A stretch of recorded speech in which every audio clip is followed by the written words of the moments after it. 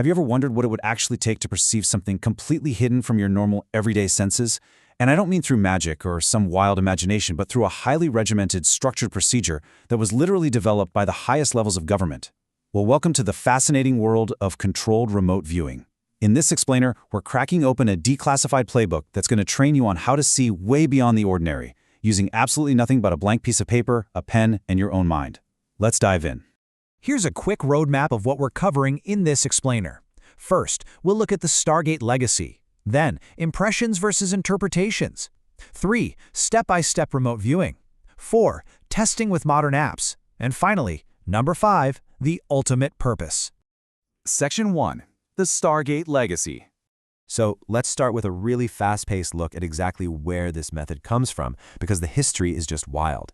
This pursuit of intelligence applications actually evolved from top-secret military programs into the structured procedure that's accessible to anyone today. Back in the 1970s, the US government desperately wanted to know if remote viewing could be used to spy on adversaries without ever leaving a secure room.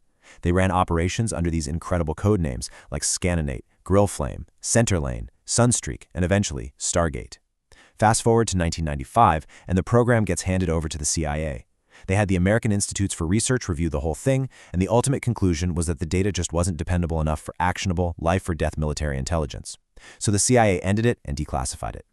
But here's the truly amazing part. The structured procedures themselves, they didn't disappear. They survived, they were refined, and today they are taught strictly as a disciplined skill for anyone who's willing to learn. Section 2. Impressions versus interpretations. Let's move right into the absolute most critical foundation of the controlled remote viewing or CRV methodology. Seriously, if you take nothing else away from this entire explainer, let it be this quote right here. The golden rule of controlled remote viewing is separating a raw impression from a logical interpretation. You are not trying to daydream a perfect high-definition picture. What you're actually doing is trying to bypass the analytical part of your brain, the part that desperately wants to organize everything into a neat, understandable little box. Think about how often your brain just automatically jumps to conclusions. We're training you to stick to raw information. Things like tall, hard, smooth, and metallic. And you have to entirely ignore the interpretation that it must be a radio tower. In CRV, an interpretation is a total trap. It'll derail your entire session because suddenly, instead of reporting what's actually there, you start filling in the blanks of what you think a radio tower should look like. Now, in the official terminology of CRV, this pesky habit of your brain acting like a total know-it-all is called an AOL, or analytical overlay. It perfectly describes what's happening, right? Your analytical mind is overlaying its own heavy bias right on top of your subtle perceptions. So when your brain desperately wants to name the object, you simply label it as an AOL, set it aside, and get right back to the raw data. Section 3. Step-by-step remote viewing. Okay, take a nice slow breath, relax, and let's actually walk through exactly how to run your very first session. This is where the theory becomes practice. You begin by placing a hidden target photograph completely out of sight and assigning it a totally random number. This just gives your mind a neutral focal point. So you might have a friend choose a picture and put it in a sealed envelope. To keep things entirely blind, that envelope gets a random string of numbers written on it, like 417-028-693. That number holds absolutely zero data about the picture itself. It's literally just a mental anchor. You sit somewhere quiet with a blank piece of paper, write down the date, the time, and that completely meaningless target number right at the top of the page. You take a breath and you just focus on that number. Then, without even planning it, you start by drawing a spontaneous mark, an ideogram, and immediately jot down its most basic physical qualities. This part is so fascinating. You don't try to draw the picture at all. Your pen touches the paper, and you just make a quick gesture. It might be a loop, a really sharp angle, or maybe a wavy line. Then instantly, before you can even overthink it, you write down what that mark feels like. Is it rising? Is it flat? Does it feel solid or kind of flowing? Is it natural or artificial? This ideogram acts as the physical jumpstart to get your sensory impressions flowing. Next up, you're basically going to interrogate your own senses using these exact questions on the screen, writing down really short fragments and sketching basic shapes rather than trying to make some attractive finished drawing. You literally run through a checklist in your mind. You ask yourself, what colors are present? Is it warm or cold here? Is the target still or moving? You write down fragmented words, and when you sketch, please remember, this is absolutely not an art class. You're making a visual record of boundaries, lines, and repeating patterns. If you sense a jagged edge right next to a smooth curve, just draw a jagged line next to a smooth curve. Do not try to turn it into a mountain next to a lake. As the session naturally unfolds in real time, you start to expand your awareness to these broader qualities, separating out even the emotional atmosphere of the target. Once you have that raw sensory data down on paper, you zoom out just a little bit. Does this feel indoors or outdoors? Are we dealing with something natural or is it man-made? Is there a sense of extreme height or deep water? And this next part is incredibly important. What is the emotional atmosphere? Believe it or not, sometimes the absolute most accurate piece of data you pull from a blind target is just the feeling of it. Is it peaceful, dangerous, ceremonial, busy? You record these atmospheric impressions totally separate from your physical sketches.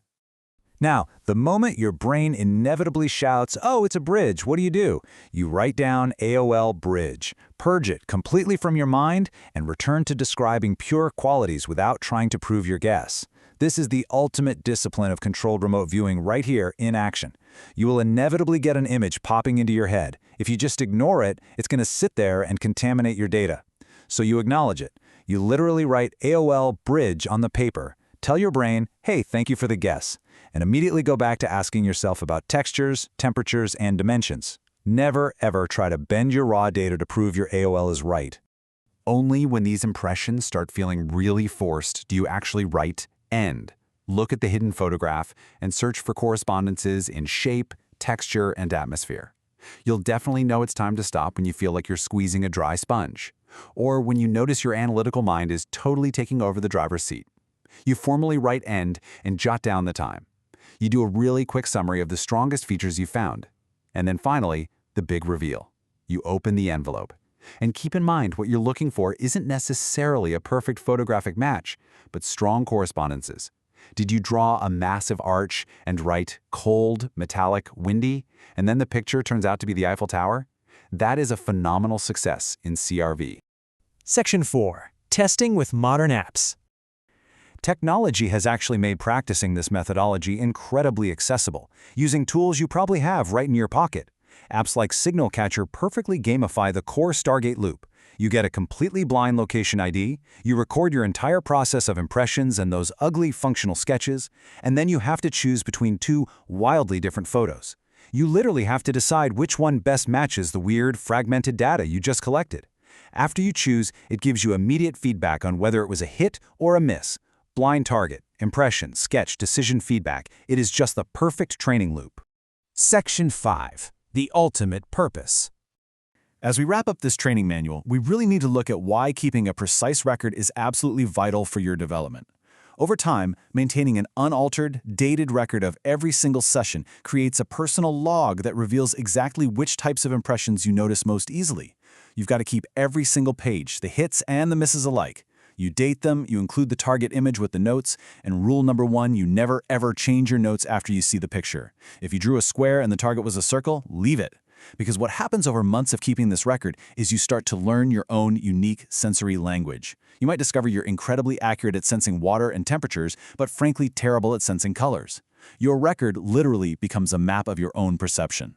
It's so vital to remember that your goal here isn't to force some perfect mental picture, but to simply slow down and record what you feel without passing judgment on it. This is a practice of immense discipline. It's about quieting the loud, assuming, always guessing part of your consciousness, and paying close attention to the quiet, subtle, raw data that usually gets entirely drowned out by our everyday noise. It basically trains you to be curious rather than certain. So I'll leave you with this to ponder. How much more of the world could you perceive right now if you could just get your own analytical mind out of the way? Imagine applying this exact discipline not just to a hidden photograph, but to how you listen to others or how you observe your daily surroundings. Controlled remote viewing might have started as a top-secret intelligence tool, but ultimately it's a profound exercise in mastering your own attention. Give it a try. Grab a pen and paper, get a friend to hide a photo, and see what happens when you finally stop interpreting and simply start perceiving.